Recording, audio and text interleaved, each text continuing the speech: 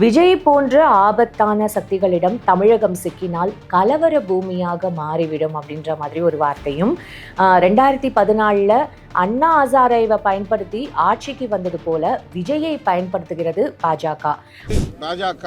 விஜய் அவர்களை காப்பாற்ற ஓடோடி வந்து கரூரிலே நிற்கிறது. இது எப்படின்னா 100க்கு 100 உண்மை. இப்போ ஆர்எஸ்எஸ் நூற்றாண்டு விழா கொண்டாடி கொண்டிருக்கிறது. ஆர்எஸ்எஸ் எங்கேயுமே நேரடியாக போய் களத்தில் இறங்காது. மறைமுக செயல் திட்டங்கள் தான் அது செய்திருக்குது என்பது பழைய வரலாறு. மகாத்மா காந்தியை கொலை செய்த அந்த திட்டத்திலிருந்து, காமராஜரை வீட்டில் தீ வச்சதிலிருந்து, எம்ஜி ராமச்சந்திரன் மிரட்டினதிலிருந்து எல்லாமே அவருடைய செயல் திட்டம் என்று பரவலாக சொல்லப்படுகிறது. இப்போ இவர்கள் ஆட்சிக்கெல்லாம் எப்படி வந்தாங்க பிஜேபி அப்படின்னு எடுத்து பார்த்தா 2002 ஒரு பெரிய கலவரம் பண்ணாங்க. அது கேள்விப்பட்டிருப்பீங்க. Who guild Loya. அப்ப தமிழ்நாடு என்பது வந்தாரை வாழ வைக்கக்கூடிய ஒரு பூமி, அமைதியான பூமி. இதுல பிஜேபி மட்டும் வரவே முடியல. அதுக்கு ஒரு டூல்ஸ் தேவையில்லை, சும்மா அவங்களால செய்ய முடியாது. அதுக்கு செலக்ட் பண்ண ஆளு தான் நம்ம விஜய் அவர்கள். அதைத்தான் எங்கள் தலைவர் சொல்றாரு. இப்படி பல பேரை ஏற்கனவே இறக்கிட்டாங்க உள்ள பிஜேபி மறைமுகமா. இது தெரியாம தம்பி எனக்கு அண்ணன் கூட்டம் கூடுது சூப்பர் சூப்பர் இந்த தம்பி வாட்டி போயிட்டே இருக்கிறாப்புல. இந்த ஆதவர்ஜுன்ட்ட அதை சுற்றி 28 கேமரா இருக்கு. அந்த பிரச்சார ஊர்தி நீங்க சொல்லுவீங்க, எனக்கு அது அமரர் ஊர்தி மாதிரி தான் தெரியுது. இந்த தம்பி அதை பூரா எடுத்துக்கிட்டு நேர போய் அமித்ஷா காலடியில் போய் போட்டார். டெல்லிக்கு தான் போயிருக்காரு. டெல்லி போட்டு இப்போ வரைக்கும் அவர் யாரை சந்திச்சாருன்ற அது உங்களுக்கு தெரியாது, எங்களுக்கு தெரியும், எங்களுக்கு சோர்ஸ் இருக்கு. வர்ற தேர்தலில் நான் சொல்றது எழுதி வைத்துக்கணும். பிஜேபி டிவிகே அண்ணா திராவிட முன்னேற்ற கழகம் இதுதான் இப்போ அவங்க கூட்டணி செட் பண்ணியிருக்கிறாங்க. இதே இடத்துல இருப்பேன், இல்லை வீட்டில் இருப்பேன், முடிஞ்சா கைது பண்ண, அதான் டைலாக்கு. ஆனால் பாவம் அவர் என்ன வேணாலும் பண்ணுங்க, அவங்க மேலே கை வைக்காதீங்க. நான் ஒன்று வீட்டில் இருப்பேன், இல்லை நான் ஆஃபீஸில் இருப்பேன். ஜனநாயகம் படம் எடுத்தவரை பார்த்து பயந்து போயிட்டார் என்னன்னு தெரியல. ஆளை இது வரைக்கும் கைது பண்ணலை. சரிங்களா? அதுக்கு தான் எங்கள் தலைவர் என்ன சொல்கிறாருன்னா, உள்ள 2 பேருக்கு அண்டர் கிரவுண்ட் டீலிங் இருக்குதா.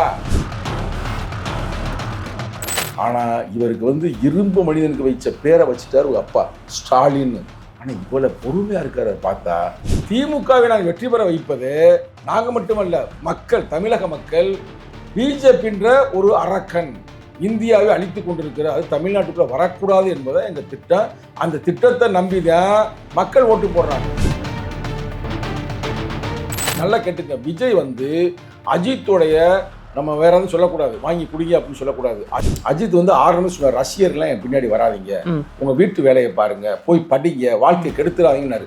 இன்னைக்கு அது எவ்வளவு உண்மையா இருக்குன்னு பார்த்தீங்களா? இப்போ இந்த 41 பேர் யாரு? அஜித் ரசிகரா?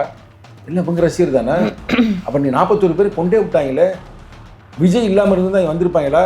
அடுத்த அமர்வில் நம்ம உட்காரும் பொழுது அவர் மேல எஃப்ஐஆர் போட்டு தூக்கி உள்ள போட்டாலும் போட்டுருவாங்க.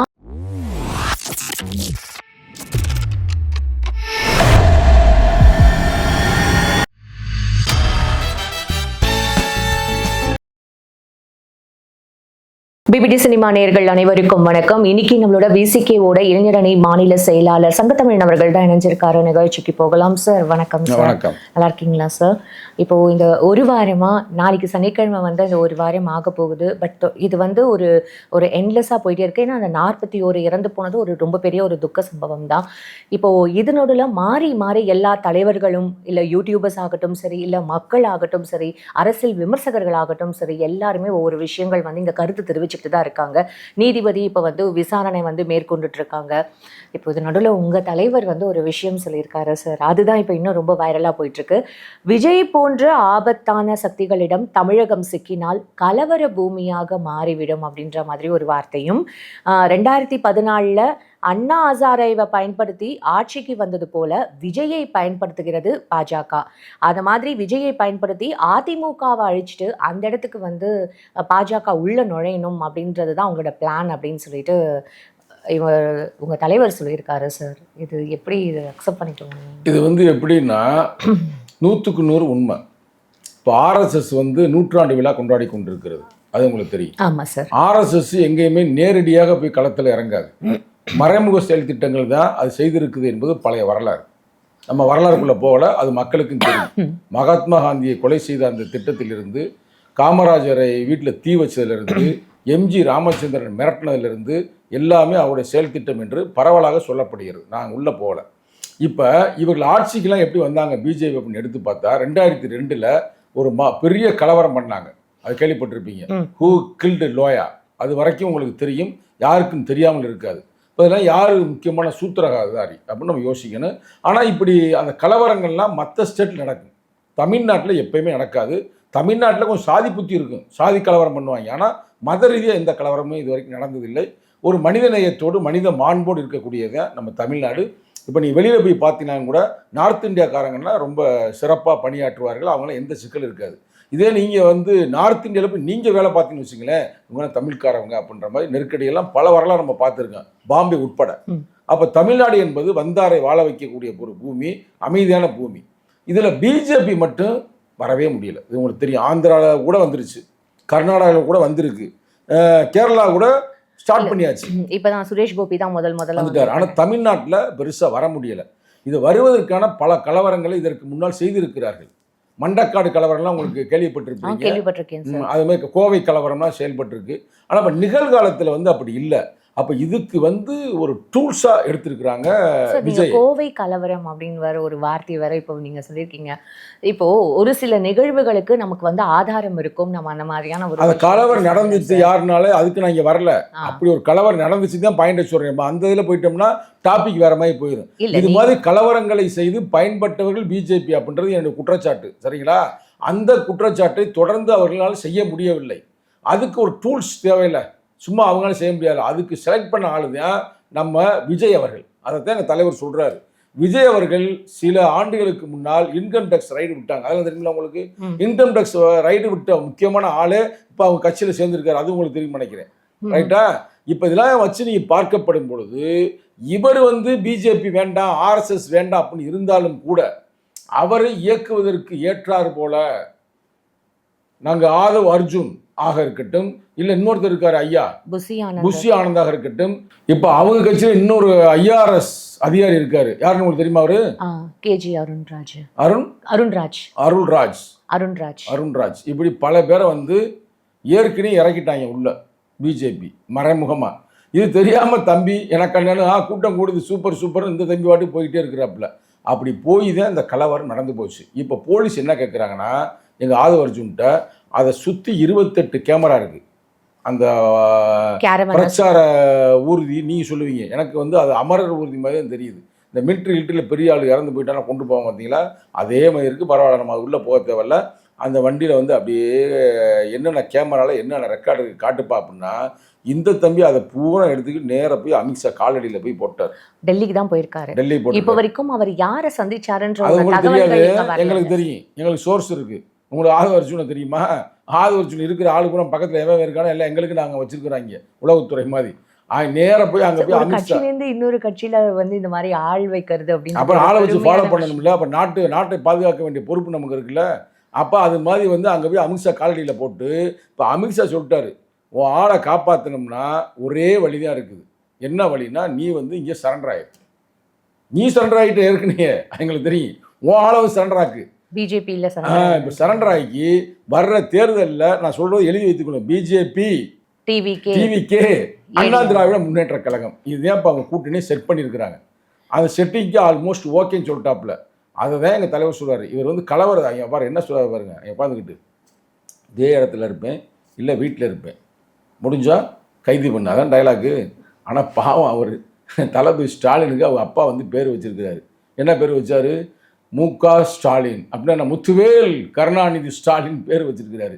எதுக்கு ஸ்டாலின் பேர் வச்சாரு? ஒரு இரும்பு மனிதன் மாதிரி இருந்து ஜனநாயகத்தை வென்றுடு அப்படின்னா, ஜனநாயகம் படம் எடுத்தவரை பார்த்து பயந்து போயிட்டாரா என்னன்னு தெரியல, ஆளை இது வரைக்கும் கைது பண்ணலை. சரிங்களா? அதுக்கு தான் எங்கள் தலைவர் என்ன சொல்கிறாருன்னா, உள்ள 2 பேருக்கு அண்டர் கிரவுண்ட் டீலிங் இருக்குதா அப்படின்னு ஒரு கேள்வி வச்சது மட்டுமல்லாமல், இவரெல்லாம் கலவரம் செய்யக்கூடியவர்கள். நீ கேட்ட கேள்விக்கு வர்றேன். இவர்கள் எல்லாம் யாருடைய டூல்ஸ் ஆகிட்டாங்க? பிஜேபி டூல்ஸ் ஆகிட்டாங்க. ஆகையால் தமிழ்நாட்டை நாம் காப்பாற்ற வேண்டும். சார், இப்போ நீங்க அப்போ உங்களோட இப்போ நீங்க இதை சொல்ற விஷயங்கள் பார்க்கும்போது, இப்போ கரூருக்கு வர்றதுக்கு முன்னாடியே பிஜேபி இதை பிளான் பண்ணி கொடுத்துருக்கு அப்படின்ற மாதிரி. பிஜேபி இன்னைக்கு நேற்று பிளான் பண்ணல. பிஜேபி என்னைக்கு பிளான் பண்ணிடுச்சுன்னா, எப்போ அவருடைய டோப்பாவை எடுத்தாங்க பாருங்க, தெரியுமா தெரியாதா? ரைடு விட்டாங்கள ஒரு முறை, ரைடு விட்டு பண்ணி சொன்னா ஒரு ஐஆர்எஸ் அதிகாரி அவர் என்ன பண்ணியிருக்காரு, அவன் டோப்பாவை தூக்கு அதுக்குள்ளே சாவி வச்சிருப்ப அப்படின்னு கடுப்பாயிட்டாப்புல விஜய். இதெல்லாம் முக்கியமான செய்தி. எம்ஜிஆர் நம்பின்னு ஒருத்தர் இருக்காருல்ல, அவர் ஃப்ரெண்டு, அவருக்கு அவங்க அப்பா சொன்னார் அந்த செய்தி பூராமே. நான் சொல்கிறேன் 100 உண்மை.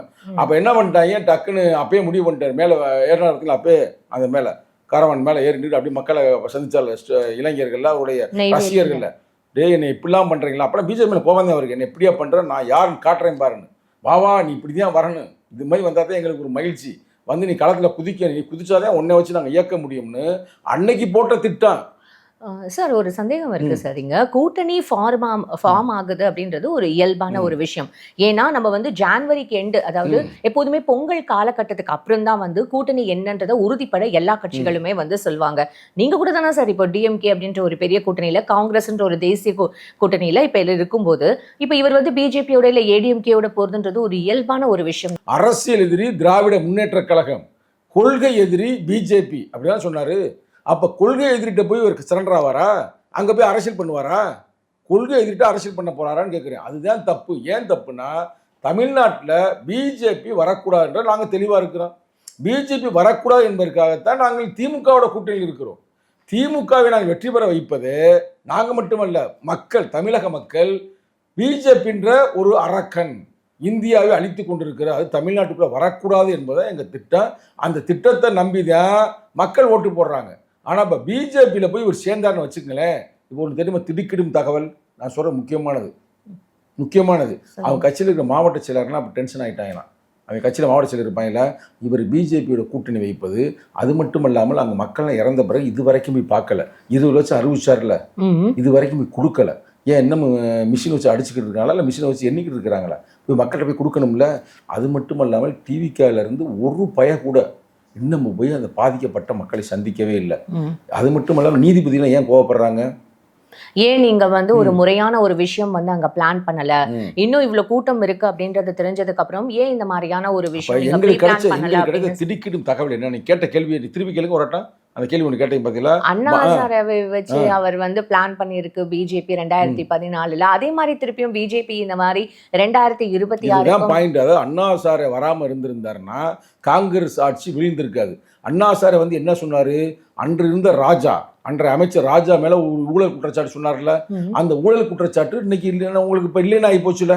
அந்த ஊழல் குற்றச்சாட்டு வந்த ஒரே காரணத்தில் காங்கிரஸ் ஆட்சி வந்து வெளியேற்றப்பட்டது. அது வெளியேற்றுவதற்கு யார் வந்து அண்ணா சாரை வந்தார்ல. இப்போ அண்ணா சாரை அமைதியாக தூங்கி கொண்டிருக்கிறார். ஏன் இப்போ நாட்டில் வந்து பிரச்சனையே இல்லையா, ஊழலே இல்லையா, எல்லாம் சரியாக இயங்கி கொண்டிருக்கிறதா? அப்போ அவர் ஒரு டூல்ஸ். அந்த அண்ணையா சாரா வந்து இந்தியாவுடைய டூல்ஸாக இருந்தார். எம்ம விஜய் வந்து தமிழ்நாட்டு டூல்ஸாக இருக்காரு. இதுதான் இங்கே இருக்கிற பிரச்சனை. சார் இப்போ தொடர்ந்து நம்ம டிவிகே மேலே இவ்வளோ குற்றச்சாட்டுகள் எழுப்பும்போது மக்கள் வந்து ஒரு சார்பு மக்களா இல்லை இது வந்து எல்லாருமே வந்து பேசுகிற ஒரு மக்களான்றது தெரியல சார். நல்லா கேட்டுக்கிறீங்க. அதாவது விஜய்க்கு வந்து ரசிகர்கள் பட்டாளம் இருக்குது, இல்லைன்னு சொல்ல முடியாது, பெண்கள் உட்பட. ஆனால் இவ்வளவு பெரிய ஒரு நிகழ்வு நடந்த பிறகு இவர் அப்படியே தூக்கி வந்து முதல்வர் மேலே போட்டார் பார்த்தீங்களா, அவர் பொறுப்பை ஏத்துக்கிறாம வந்து கழுவுறாரு பார்த்தீங்களா, அது தலைமைக்கான ஒரு பண்பு இல்லை. நல்லா கேட்டுங்க. விஜய் வந்து அஜித்துடைய, நம்ம வேற எதுவும் சொல்லக்கூடாது, வாங்கி குடிங்க அப்படின்னு சொல்லக்கூடாது. அஜித் வந்து எவ்வளவு ஒரு நல்ல மனிதர்ன்றதுக்கு, நடிகரை விடுங்க, நல்ல மனிதர்ன்றதுக்கு ஒரு எடுத்துக்காட்டு சொல்லட்டுமா? அஜித் வந்து ஆரம்பி சொன்னார், ரசிகர்லாம் என் பின்னாடி வராதிங்க, உங்க வீட்டு வேலையை பாருங்க, போய் படிங்க, வாழ்க்கை கெடுத்துறாதீங்கன்னாரு. இன்னைக்கு அது எவ்வளவு உண்மையா இருக்குன்னு பார்த்தீங்களா? நல்லா யோசித்து பாருங்க. ஆனால் இன்னைக்கு வந்து அவர் இந்தியாவுக்கு பேரும் போலும் வருவதை போல ஸ்பெயினில் போய் ஒரு கார் பந்தயத்தில் வெற்றி பெற்று அதில் வந்து ஒரு லோகோ குத்தி இருக்கிறாரு, நம்ம இந்தியாவுடைய சினிமாவுடைய சிறப்பை சொல்லுகிறார். அவர் மனிதருங்க. இது வந்து முட்டாப்பையில இருப்பான் போறதுங்க. உண்மையிலே வாங்க பொறுமையா பாருங்க. அவரை நான் மனிதர்ன்றேன், இந்த பைத்திய பையில இருப்பான் போறீங்க, அப்படிதானே தெரியுது. நான் என்ன சொல்றேன்னா, ஓ மக்கள் ஒன்று நம்பின மக்கள். அப்போ அஜித் எவ்வளோ அறிவாளி. அஜித்தை வந்து இது மாதிரி செஞ்சோம்னா நம்ம ரசிகர்கள் நம்ம ஒரு கெடுதல் செய்து விடுவோம். இப்போ இந்த 41 பேர் யாரு, அஜித் ரசிகரா? இல்லை இவங்க ரசிகர் தானே. அப்போ நீ 41 பேர் கொண்டே விட்டாங்களே. விஜய் இல்லாமல் இருந்து தான் வந்திருப்பாங்களா? நான் சொல்ற கேட்டுக்கிற நீதிமன்றம் கடுமையான கோபத்தில் இருக்கு. பார்த்தீங்கன்னா தெரியுது. பார்த்தேன் சார். நீதிமன்றம் வந்து கடுமையாக நடவடிக்கை எடுக்க போகுது. இப்ப பாருங்க, பொறுத்து இருந்து பாருங்க. அடுத்த அமர்வில் நம்ம உட்காரும் பொழுது அவர் மேலே வந்து எஃப்ஐஆர் போட்டு தூக்கி உள்ள போட்டாலும் போட்டுருவாங்க. மாவட்ட செயலாளரோட இந்த முன்ஜாமீன் இதை வந்து அவங்க நிராகரிச்சிருக்காங்க சார். தள்ளுபடி செஞ்சிருக்காங்க, கொடுக்க முடியாது அப்படின்னு சொல்லிட்டு. ஏன்னா நீங்க சரியா வந்து கவனிக்கல, பாதுகாக்கல அப்படின்னு சொல்லிட்டு. ஆனா புசி ஆனந்த் மேலேயும் இன்னும் ஏன் ஆதவர்ஜுனா மேலேயும் இல்ல விஜய் அவர்கள் மேலேயும் ஏன் கைது நடவடிக்கை எடுக்கல சார்? அப்படி அதாவது பார்க்கும்போது ஆதவ அர்ஜுன் போய் சரண்டர் ஆயிட்டார். யார் காலில்? அமித்ஷா காலில். நீங்கள் சொன்ன இந்த ஆனந்தா, புஷி ஆனந்தா, புஷி ஆனந்த் வந்து வீரப்பன் வச்சிருக்காரு ஒரு காடு, ஆரம்பத்தில் இருந்தார் ஒரு காடு, கர்நாடக பார்டரில். அந்த காட்டுக்குள்ளே இப்போ சுற்றி இருக்கிறார், சோறு கஞ்சி இல்லாமல்.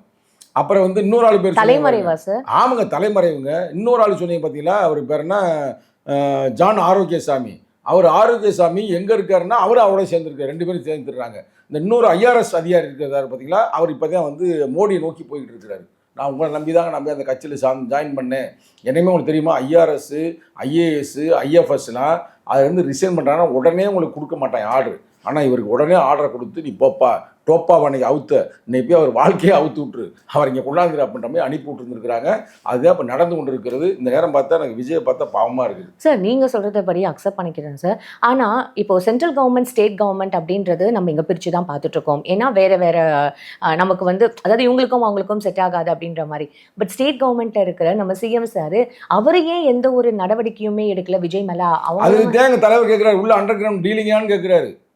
நல்லா தானே கேட்டார். இல்லை உங்களுக்குள்ள அண்டர் கிரவுண்டில் எதுவும் டீலிங் போட்டு வச்சுருக்கிறீங்களா அப்படின்னு.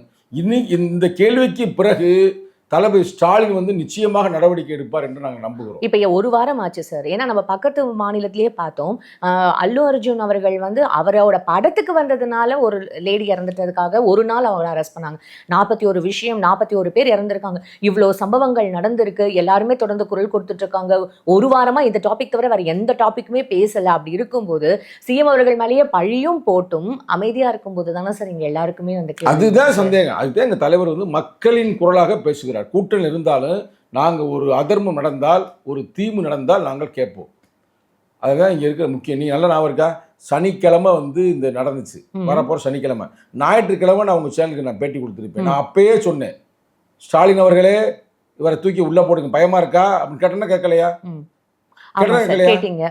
இப்போ எங்கள் தலைவரும் கேட்குறாரு. சரி, இப்போ நாளைக்கு சரிங்களா? இப்போ வந்து எங்கள் தலைவர் ஒன்று தூக்கி உள்ளே போட சொல்ல, எங்கள் தலைவர் கேட்பது ரொம்ப இயல்பானது.